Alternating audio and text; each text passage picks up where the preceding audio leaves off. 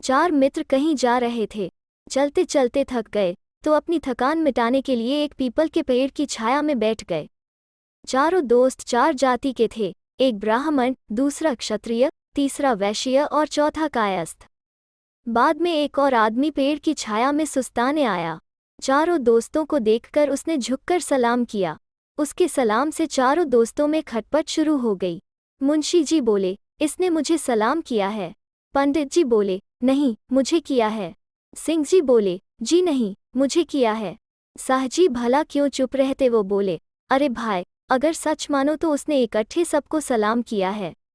नहीं विश्वास होता है तो पूछ लो उससे। हाथ कंगन को आरसी क्या? सिंह जी तपाक से बोले, चल हट, बड़ा आया अपने को सलाम करवाने। हम राजपूत हैं, सलामी लेने का खानदानी अधिकार मेरा है, न कि तेरा। इस तरह बात बढ़ गई और जब आपस का झगड़ा आपस में नहीं निबट सका तो सबने उस आदमी से पूछा, क्यों जी, तुमने हम लोगों में से किसको सलाम किया है? वो आदमी समझ गया कि हो न हो ये चारों मूर्ख हैं, जो जैसा हो उसके साथ वैसा ही व्यवहार करना चाहिए। वो बोला, तुम लोगों में जो सबसे बड़ा होशियार है उसी को सलाम किया है। सब अपना अपना प्रमाण दो कि ज्यादा होशियार कौन है। फिर क्या था, उसकी बात सुनते ही सब अपनी अपनी होशियारी की बात सुनाने के लिए उतावले हो उठे। पंडित जी ने अपनी पगड़ी ठीक की, बोले, पहले मेरी सुनो। भादों की अंधियारी रात थी। पंडिताइन अपने बाल बच्चों को लेकर नहर चली गई थी। मैं अकेला था। आधी रात को सेंध लगाकर चोर घर में घुस आया। आहट पाकर मैं जाग गया। हल्ला करने ही वाला था कि याद आया, जरा पत्री में मुहूर्त देख लूं तो अच्छा रहेगा। सो पत्री निकालकर देखा तो मुहूर्त पूर्णमासी की रात का निकला। उस समय बहुत ही अशुभ घड़ी थी, इसलिए हाथ मलकर चुप रह गया। पूर्णमासी की रात आई, आसमान साफ था, चांद हंस रहा था। रात 1:14 पल भर हल्ला करने का मुहूर्त था। सो ठीक समय पर बाहर निकलकर मैंने हल्ला करना शुरू किया, चोर चोर चोर। सुनकर पास पड़ोस के लोग दौड़ आए। संयोग से उसी समय एक आदमी शहर में कमाई करके घर लौट रहा था। लोगों की मदद से उसी को पकड़कर हवालात में बंद कर दिया गया। उस बेचारे ने अपनी लाख सफाई दी पर किसी ने न सुनी। सवेरे राजा के दरबार में हम सबको ले जाया गया। राजा ने सब हाल सुनकर पूछा, क्या यही चोर है? मैंने समर्थन किया कि जी हाँ, यही चोर है। राजा ने पूछा, चोरी कब हुई? मैंने कहा, चोरी तो आज से कोई 8-9 दिन पहले हुई थी। मेरा सारा सामान चला गया। राजा ने पूछा, तो आज इतने दिन बाद पूर्णमासी की रात को हल्ला क्यों किया? मैंने कहा, महाराज, पत्री में हल्ला मचाने का मुहूर्त पूर्णमासी की रात का ही निकला था।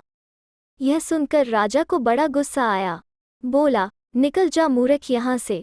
अब तुम बताओ कि अगर मैं चोरी वाले दिन हल्ला करता तो क्या चोर मुझे जान से नहीं मार देता? क्योंकि पत्री के हिसाब से उस समय बहुत ही अशुभ घड़ी थी।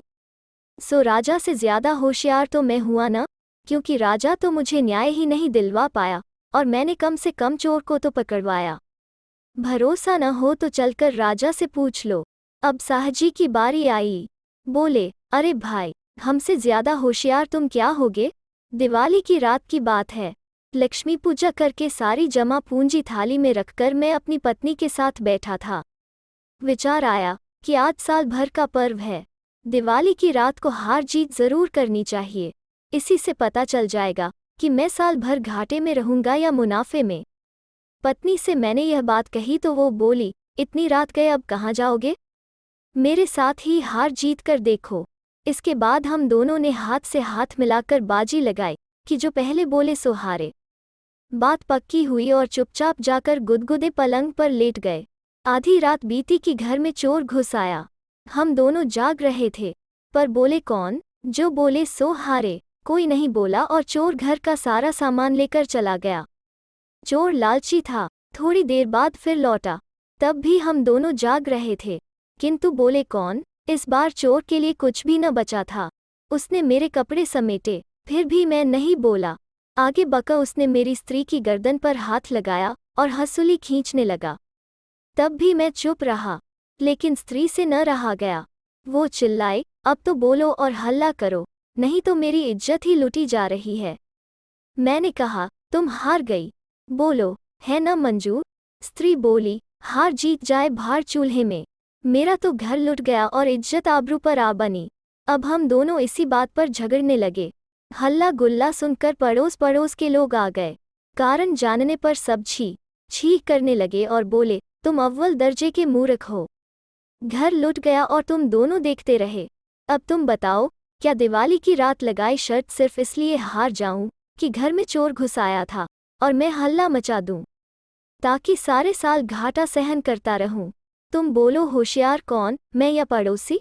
इतना सुनकर सिंह जी बोले, अच्छी कही तुम लोगों ने। अरे, तुम दोनों से तो मैं कहीं बढ़ चढ़कर होशियार हूं। लो सुनो, एक दिन की बात है। मैं अपने दालान में बैठा हुक्का पी रहा था।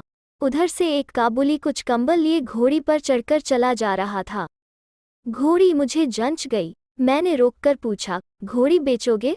काबुली बोला, बेचूंगा, पर तुम उसका दाम नहीं दे सकते।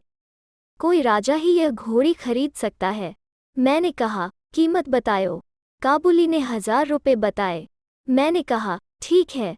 घोड़ी को खूंटे से बंधवाया। संदूक में 500 रुपये थे, 100 गिन दिए। बाकी के रुपए के लिए कहा कि तुम कंबल बेचो, जाते समय लेते जाना। काबुली चला गया। 2 दिन के बाद वो कंबल बेचकर लौटा। मैंने गांव के साहूकारों से 1 पैसा महीने ब्याज पर 400 रुपये उधार लिए और उसे दे दिए। बाकी के 100 के लिए काबुली से 1 हफ्ते की मोहलत मांगी। काबुली ने अपनी दोनों आंखें बंद कली और एक क्षण के बाद उन्हें खोलकर बोला, सिंह जी, 1 हफ्ता हो गया। लाओ रुपये। बहुत कोशिश करने पर भी रुपये न चुका सका, तो करार के मुताबिक 100 रुपये में वही घोड़ी फिर काबुली के हाथ बेचकर उसके पूरे रुपये चुका दिए। अब बोलो, मैं बड़ा होशियार या काबुली? क्योंकि उस मूर्ख काबुली को पता ही नहीं कि मैंने 1 हफ्ते तक घोड़ी को चारा डाला ही नहीं था। इस तरह से मैंने अपने रुपये बचा लिए। इसके बाद मुंशी जी ने मुंह खोला, बोले, तुम सब तो अपनी अपनी कह चुके।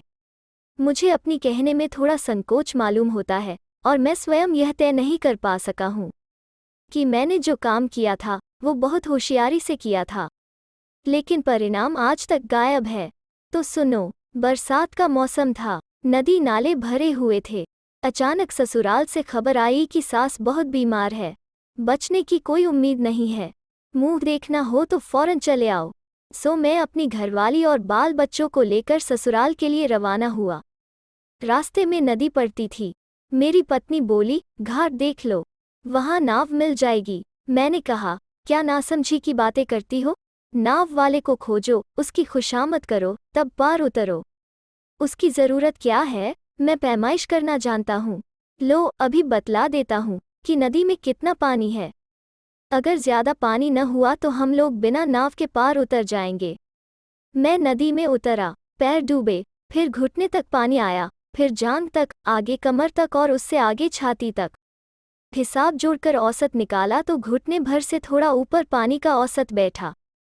मैंने अपनी पत्नी से मैंने कहा, कोई बात नहीं है, पानी ज्यादा नहीं है, घुटने से थोड़ा ऊपर है, हम लोग मजे में पार उतर जाएंगे, बच्चों को भी दिक्कत नहीं होगी। स्त्री की समझ में मेरा हिसाब नहीं आया।